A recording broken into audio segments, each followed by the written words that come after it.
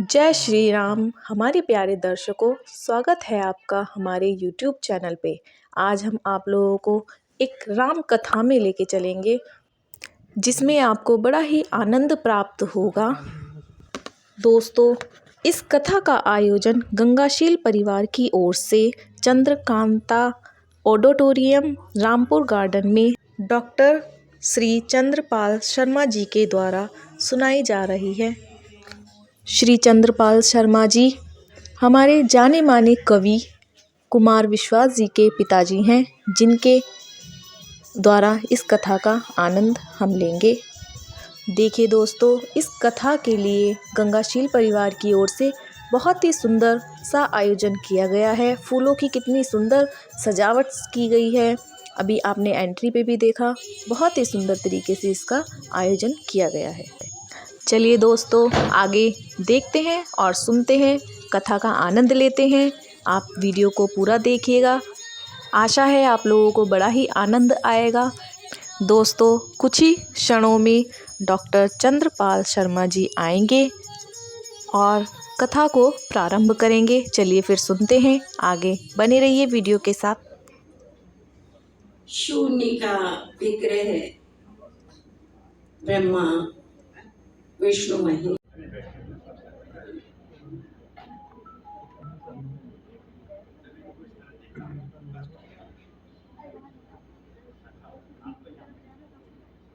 हमारी अपनी संस्कृति है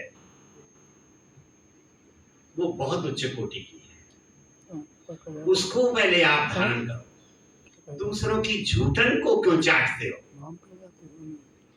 बड़ा दुख होता है। आज 25 दिसंबर है। हमारे अंग्रेजी माध्यम के स्कूलों में सेंटा क्लास की धूम मच रही है। शायद ही किसी स्कूल ने वाल्मीकि जयंती के क्या कहते हैं, पंडित मदन मोहन मालवीय की जयंती मनाई हो, या अटल जी के बारे में कुछ किया हो। थोड़ा बहुत अटल जी तो चूंकि राजनीति के वक्त की थे और उनकी जो शिष्य परंपरा है वो राजनीति में मूर्धन्य पर हैं, तो अटल कवि सम्मेलन तो हो रहे हैं। तो यदि इस कथा को लेकर जाओ तो कल से अपने बच्चों को कहो, बेटा पैर छुओ माँ बाप के, घर के खड़ी बोली के शब्द से तुलना कर रहे हैं, जहां ताड़ना माने डांटना है। मैं और एक उदाहरण से बात स्पष्ट करूं। यहां जितना भी क्षेत्र हम आपके घर जाएं, आप क्या कहते हैं? पधारो, बैठो, यही तो कहेंगे, विराजो। परंतु हमारे जो राजस्थान वाले भाई हैं, वे प्राण देकर, और द्वापर वहां एक महिला का अपमान हो रहा है।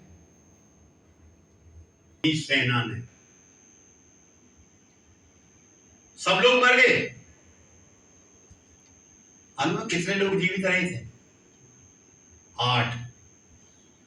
5 पांडव और 3 ये कृपाचार्य अश्वत्थामा और एक 3 आदमी रहे। आप ये लगाइए, एक संदेश लेकर जाइए कि जब जब किसी ने नारी का अपमान किया है, उसका दंड उसे मिला है।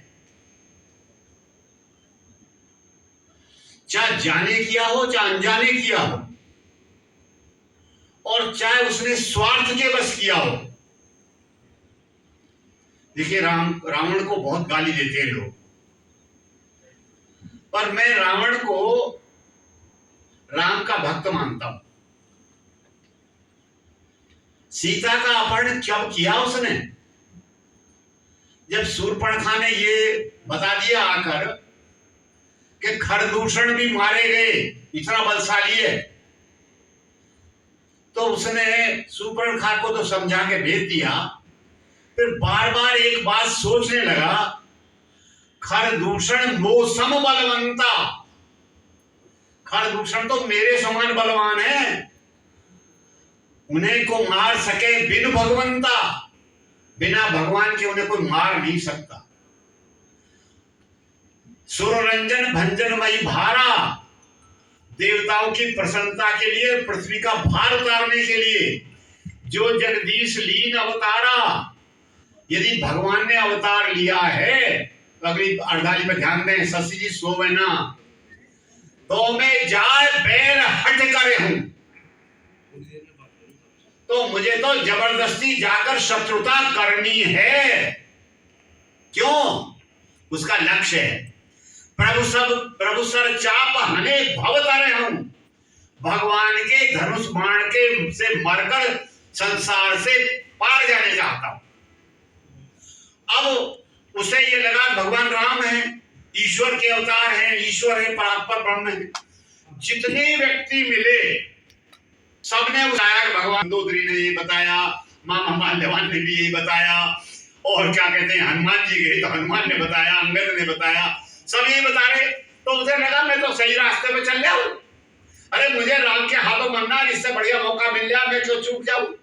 और फिर भी एक और होशियारी है, उन्हें कहा सीता को लौटा दो। यदि सीता को लौटा देता और राम की शरण में चला जाता तो राम के दर्शन पाकर उसका उद्धार हो जाता, पर और सारा दैत्य दल तो रह जाता। आपको मालूम है अंतिम जब सब मर गए हैं, भाई भाई बेटा बेटा सारे मर गए, तब गया वो युद्ध करने। जब सबका उद्धार, राम के हाथों जो मरे हैं सब राम के धाम गए हैं, जब सबका उद्धार हो गया है तब वो अपने त्रेता में सीता के अपहरण के पक्ष में राम कथा का एक भी पात्र नहीं। सब समझा रहे हैं और वो नहीं मान जाए तो उसका लक्ष्य है। और त्रेता में ये है, द्वापर में एक विदुर के अतिरिक्त तो वहां उसके पक्ष में कोई नहीं बोल रहा, तो भाई उसका दंड तो भोगोगे भोगोगे। अब देखिए हम जटायु की बात कर रहे थे, जटायु के पास जब राम आते हैं, जटायु घायल पड़े हैं और जटायु बताते हैं कि इस तरह से तुम्हारी पत्नी का अपहरण हो गया है और उसे रावण ले गया है। तो जटायु लक्ष्मण से कहते हैं कि लक्ष्मण, जब से मैं वन आया हूं मुझे पिता का अभाव महसूस नहीं। खगपति ने मुझे पिता का सुख दिया है।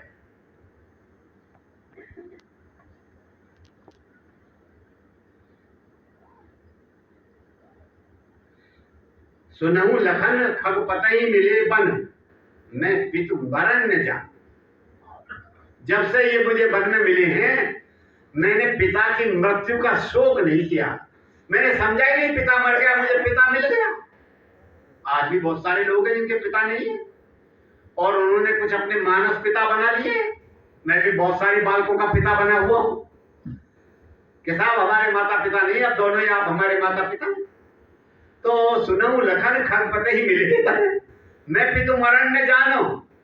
और अगली जो बात कही है वो गजब है, जो हमारे सनातनियों को सीखनी चाहिए। कहते मेरे जान मेरे लिए तात कछु दिन जीवे, कुछ दिन और जीवित रहो। और क्यों रहो? मुझे पुत्र का सुख मिले और आपको, मुझे पिता का सुख मिले और आपको पुत्र का सुख मिले। मेरे जान, हाँ वो कहते हैं मेरे जान तात कुछ दिन जीजे, देखें आप सुगन सेवा सुख। आप तो ये देखें कि बेटे से कैसी सेवा मिलती है। मैं आपकी वो सेवा करूंगा जो बेटा अपने पिता की सेवा कर सकता है। और मोह सुगन सुख दीजिए और मुझे पुत्र का सुख दीजिए। हमसे एक बताओ, जिसकी जटायु जैसी लॉटरी खुल गई हो वो सामान्य चीजों पर ध्यान देगा? अरे राम की गोदी में जिसके प्राण निकल रहे हों, इससे बढ़िया अवसर किसी को क्या मिलेगा? तो प्राण छोड़ दिए। और राम को एक अवसर नहीं मिला था।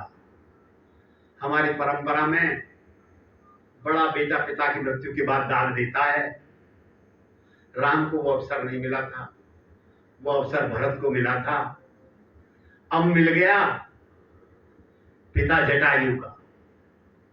और वहां कवि कहता है, पितिजो गीत क्रिया करी। गीत की क्रिया, अंतिम क्रिया ऐसे थी पिता की करते हैं। रघुपति अपने धाम पठायो, और भगवान ने फिर उसको अपने पुण्य लोक में भेज दिया। अब आप चले चले आइए, कहां से? निषाद से आए हैं, सबरी से आए हैं, केवट से आए हैं, जटायु से आए हैं, और फिर क्लाइमैक्स देखिए।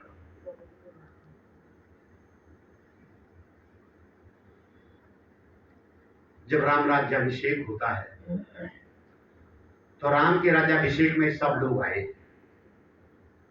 पुष्पक विमान में कहते हैं सबको बैठा के राम लाए। अब ये तो भालू बानर थे बेचारे, कपड़ा पहनना भी नहीं जानते।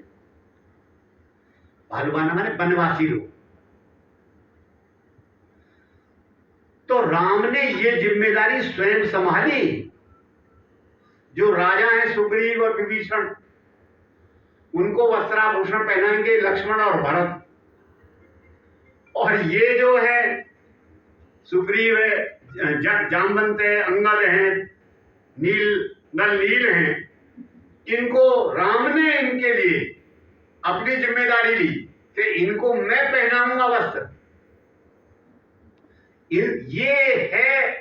अब आप कहेंगे साहब, आप ये कह रहे हैं कि राम ने इन सबको बड़ा महत्व दिया, तो साहब जो राम कथा में महत्व होता होगा, दिया होगा, अन्य कथाओं में भी होगा, परंतु अन्य किसी कथा में इनका उल्लेख मात्र तो है।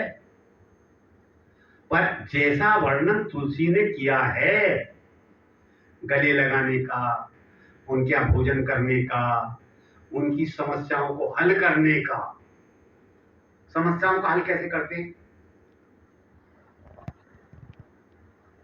सबसे पहले कौन मिलते हैं राम को? हनुमान। ब्राह्मण वेश में आते हैं और राम को छिपाते नहीं है। राम से पूछा आप कैसे आप कैसे? तो उन्होंने कहा कौशलेश दशरथ के जाए, हम पितु वचन मान बनाए।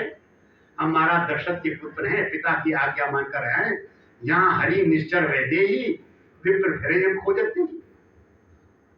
यहाँ हमारी पत्नी का हरण हो गया है, हे ब्राह्मण हम उसे खोजते ढूंढ लें। लक्ष्मण से बात करो।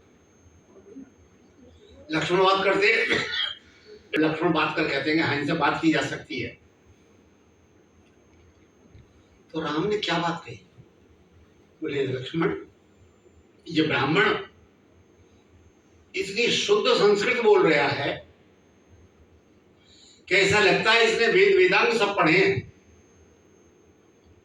और इसके द्वारा जो सुझाव दिया जा रहा है वो वर्ण स्वीकार करने योग्य है। और हनुमान कितने चतुर हैं, उन्होंने बात खोज ली। क्या?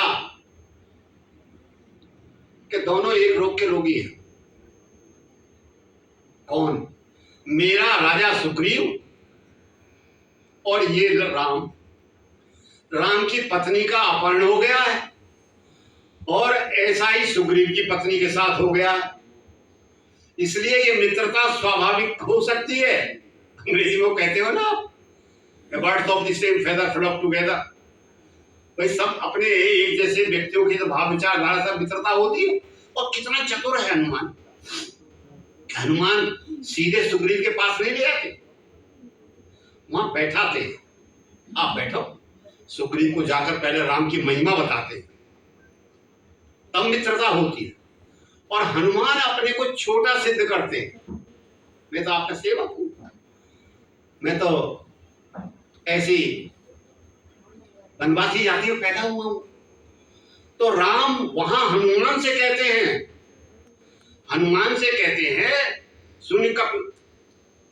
सुन कपि जिये मानस जनि ऊना। हे कपि, तू अपने मन में अपने को हीन मत समझ।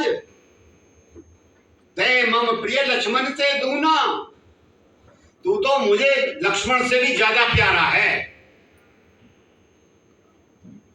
अब आप लगाइए, हनुमान लक्ष्मण ज्यादा प्यारे हैं भरत निषाद को गले लगा रहे हैं, लक्ष्मण निषाद गले लगा रहे हैं, वशिष्ठ निषाद को गले लगा रहे हैं, राम सबरी के बेर खा रहे हैं, केवट की हर बात मान रहे हैं।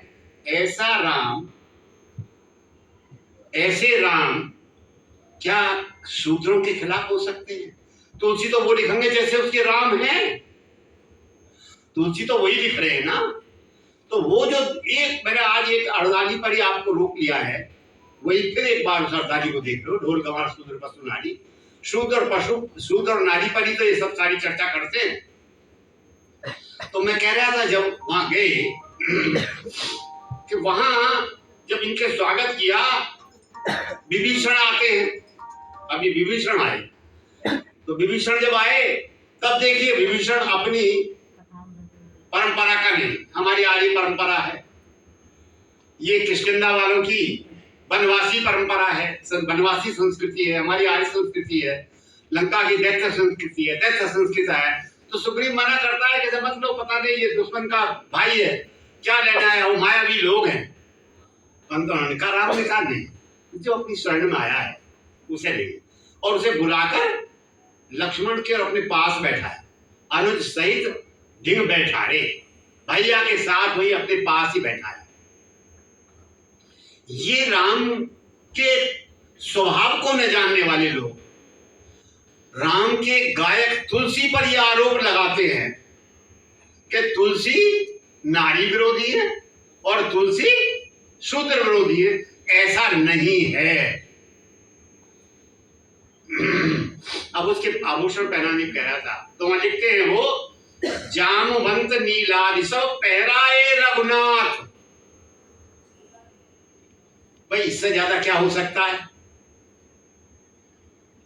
छोटी जातियों को सम्मान देने का, कि जामवंत नल्लील आदि को जो आभूषण पहनाए, वस्त्र पहनाए, भगवान राम ने स्वयं पहनाए। निजूर माल बसन बाल तने पहना है, और बाली को गले लगे तो क्या किया, अपने गले की माला जो उतार के दे दी और अपने वस्त्र भी दे दी। और अंत में और बड़ी बात है, दोस्ती ऐसी हो आगे आप हमारे घर एक बार फिर मत आना कभी ना। राम कह रहे निषाद से तुम मम सखा, कि ये राजनीतिक दृष्टि से राजतंत्र होने के बाद भी अपनी जनता की बात सुनते हैं।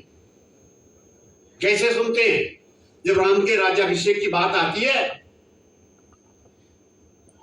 तो दर्शक सभासदों से पूछते हैं, वशिष्ठ से पहले पूछ लेते हैं और उनसे ये कहते हैं कि मैंने ऐसा निर्णय किया है कि मैं राम का राज्याभिषेक कर दूं, यदि आपको यह अनुकूल लगता हो तो बताएं, मैं आगे बढ़ूं, और यदि आपको यह अनुकूल ना लग रहा हो तो मुझे वो बताएं कि मैं क्या करूं। ये है राजतंत्र में प्रजातंत्र की स्थिति। और अंत में जब ये जा रहे हैं तो एक बहुत बड़ी बात कही, सबको अपना परिवार प्यारा होता है, अपना यश प्यारा होता है।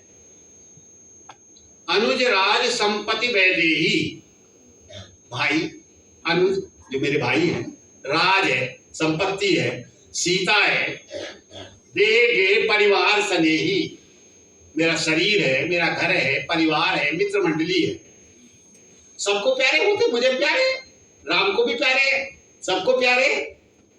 पर राम एक बहुत बड़ी बात कहते हैं,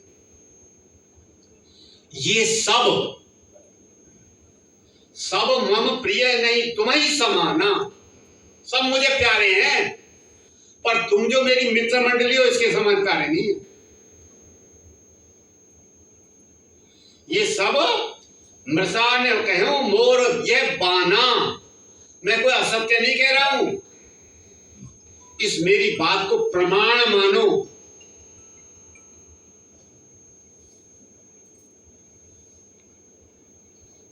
समय की सीमा आपके साथ आगे अन्याय लगता है मुझे, क्योंकि 4:30 दिया था, भगवान राम ने शंभू का वध कर दिया था। मैं इससे सहमत नहीं। मैंने अंत्य साक्ष्य और बहिः साक्ष्य के आधार पर कभी एक लेख लिखा। आज वो 5 भाषाओं में अनुदित है, हिंदी, संस्कृत, मराठी, गुजराती, अंग्रेजी में वो अनुदित है, एक पुस्तक रूप में है। तो शशि जी से मेरा आग्रह था कि कहीं प्रबुद्ध लोगों के सामने मैं ये बताना चाहता हूं कि भगवान राम पर ये मिथ्या आरोप है, कैसे किन लोगों ने लगाया। शशि जी ने कुछ और ज्यादा दे दिया, कह दिया कि नहीं, एक नहीं 2 दिन करो, तो आज दूसरी बात हो गई। कल सीता अपहरण पर विशेष रूप से चर्चा हुई और उसमें मैं प्रयास करूंगा कि आपके मन में ये बात बैठ जाए कि हाँ, हमारे आदर्श पुरुष, हमारे परिवार के सबसे बड़े मुखिया, क्योंकि सनातन धर्म का इससे बड़ा तो कोई मुखिया और है नहीं, भगवान राम से तो बड़ा हमारे लिए कोई है नहीं। और इसको इस तरह समझो कि आपके परिवार में जो आपका कोई मुखिया है, यदि उसके ऊपर कोई कलंक गाथा लगा दी जाए तो सारा परिवार मिट गया। हमारे परिवार के मुखिया पर ये कलंक लगाने वाले कौन लोग थे, कल इस पर चर्चा होगी। भगवान श्री राम की जय बोलकर फिर एक बार सिया राम मैं जब जानी करूं प्रणाम जो रूप पानी, सबको प्रणाम। और कल दोस्तों, उम्मीद है आप लोगों को वीडियो अच्छी लगी होगी। चैनल को लाइक सब्सक्राइब कर दीजिए। Thanks for watching.